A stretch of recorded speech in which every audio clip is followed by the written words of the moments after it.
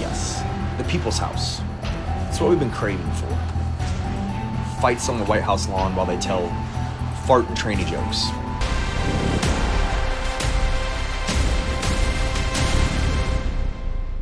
Erika Kirk is absolutely, undeniably obsessed with Donald Trump. And yeah, I know. The whispers have been flying around for ages, like a bad smell you just can't get rid of, about how they already met way back during her pageant days. But her recent tweet, especially after that whole UFC Freedom event at the White House, it just screams that she feels like she owns him, like he's her personal political trophy. It's not just weird, it's a full-blown flashing red light, isn't it? And honestly, maybe, just maybe, we're not just seeing a tweet.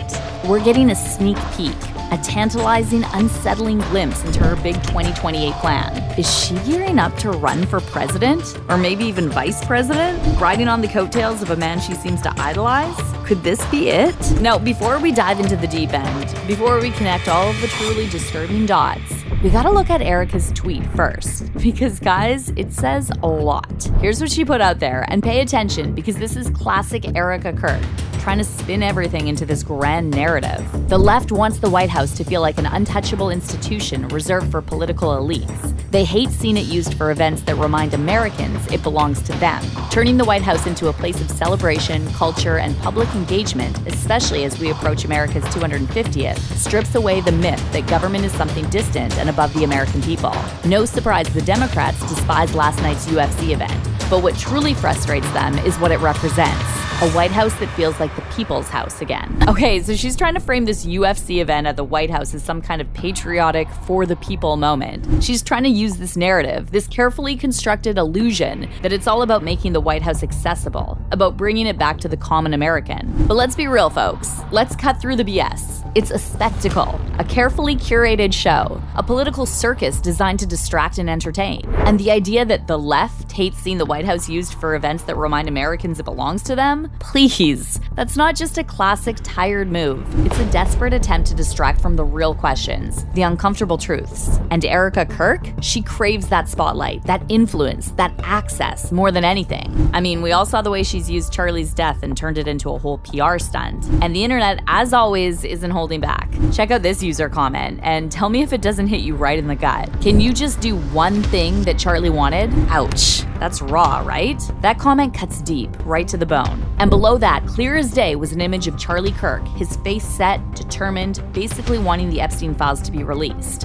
And let's be honest, a lot of people, even to this very day, think that's the only reason that he was unalived. Yeah, I said it, unalived. Because when you're digging into something that deep, something that touches the highest, darkest echelons of power, sometimes accidents happen. Sometimes people just disappear, their voices silenced forever. And here's Erika Kirk, his widow, out here tweeting about UFC events at the White House, seemingly oblivious, completely detached, while Charlie's last, most important fight was for the truth about Epstein. It makes you seriously wonder where her priorities really lie. Is it about truth?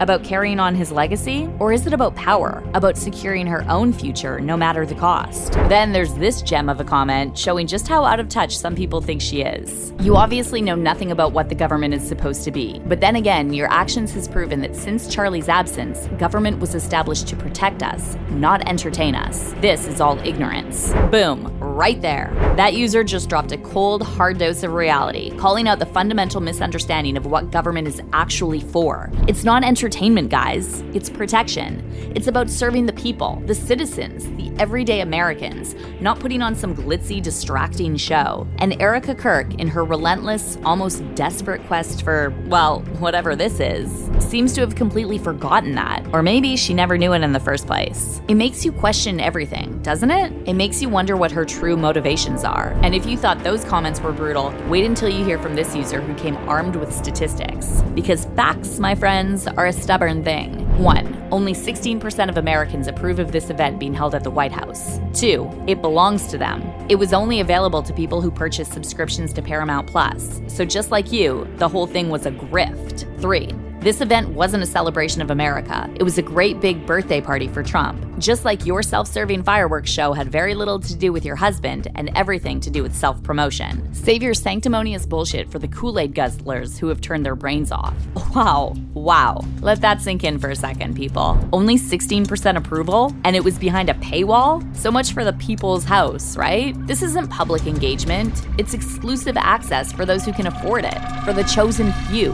And let's be honest, a massive ego boost for Trump. And the comparison to her self-serving fireworks show after Charlie's death? That's not just a direct hit, it's a knockout blow, a devastating punch to her credibility. Now let's connect some more dots, because this isn't just some recent development. Erika's been linked to Trump for a long time now. I'm not talking about a casual acquaintance here, guys. Not a chance encounter. Him hugging her during Charlie's memorial, a moment that felt more like a political endorsement, a passing of the torch than genuine comfort, and other high-profile events where she's attended, like the White House Correspondents' Dinner. Those two go way back. I mean way back. At least according to what many people believe. And when you start digging, when you start pulling back the layers, the evidence is pretty compelling. And this is where it gets really interesting, really dark, people. Some sharp-eyed netizens, the real truth seekers, are now pointing out the history that links Erika to Donald Trump, years before she even met her husband. We're talking about when she won the 2012 Miss Arizona USA beauty pageant. At that time, Trump had absolute iron-fisted control of the organization. After being crowned Miss Arizona USA in 2012, Erika went on to compete in the Miss USA 2012 national pageant. And remember, the Miss USA pageant was under the umbrella of the Miss Universe organization, which was co-owned by Donald Trump until 2015. Now get this, preliminary judges allegedly told The New Yorker that Trump was known for handpicking participants. Like he wasn't just an owner, he was a puppet master, pulling the strings behind the scenes. Now think about it, what if Trump personally selected her as the winner? What if she was especially favored over other contestants,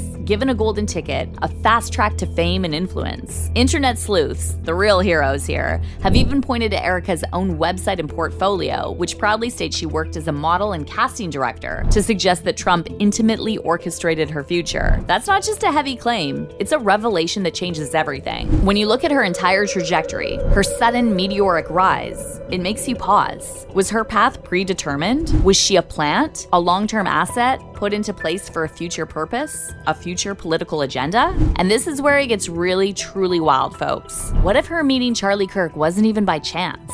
What if it wasn't some organic, romantic connection, but a well-planned operation? What if she was placed there? It's no wonder some conspiracy theorists, and honestly, who can blame them at this point, are claiming that she's a Mossad agent or even CIA. Now, I know that might sound far-fetched, like something out of a spy novel, but when you actually sit down and think about it, when you connect all these bizarre, unsettling dots, given everything else that's come to light, it's not impossible. In fact, it starts to make a terrifying kind of sense, which maybe explains this whole Trump obsession that she's got going on. And if that's the case, then Project 2028 just got very real. The stakes just got infinitely higher. So what do you guys think? Is Erika Kirk playing a much bigger game than we realize? Is her Trump obsession a calculated, cold-blooded move for a future political run? A grab for ultimate power? Or is it something even more sinister? A deeper, darker conspiracy that we're only just beginning to uncover? Drop your thoughts, your theories, your questions, your own connections in the comments below, because I read every single one. Seriously, your voice matters. And remember this, guys,